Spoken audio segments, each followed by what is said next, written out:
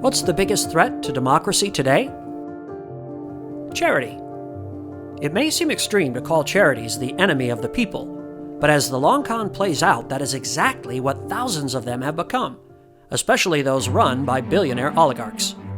I discovered this when New Trier High School, where 3 of my kids are students, came under attack for its allegedly one-sided civil rights seminar. This single day of student and teacher-led discussions on racial civil rights was protested by representatives of a Christian family organization, a legal defense group, a national think tank, a local media outlet, a state policy group, an issue-oriented advocacy group, and a grassroots community organization. Between them, they created a perfect feedback loop to generate, echo, and sustain a fake controversy. And what did they all have in common? They were all charities. 501c3 charitable organizations, to be precise, which is the exact same tax status enjoyed by American churches. And just like churches, none of these groups pay taxes, and all donations made to them can be written off by wealthy donors.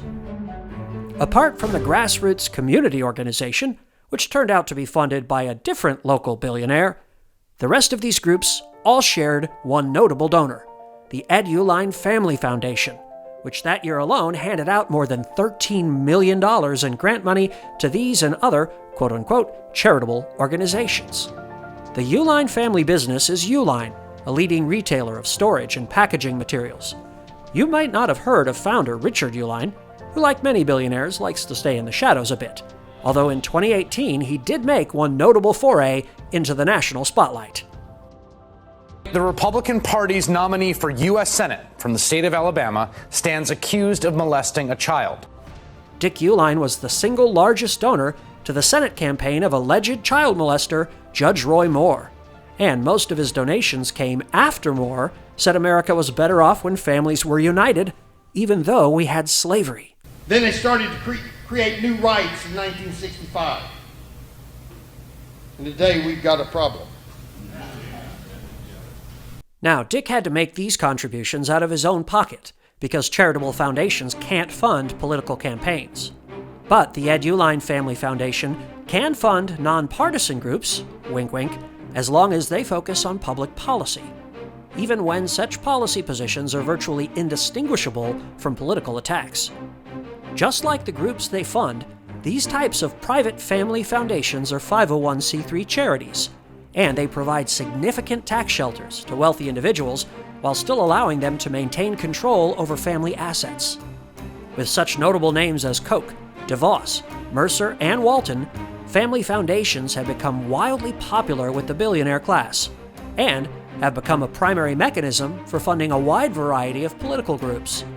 501c3s don't have to report donors, but they do have to report grants given each year and make that information public on their IRS Form 990s. So you can't trace who gives to a 501c3, but you can trace who a 501c3 gives to. But it involves a lot of effort and swimming upstream, and it still doesn't allow you to track the actual source of the funding, which is, of course, the entire point.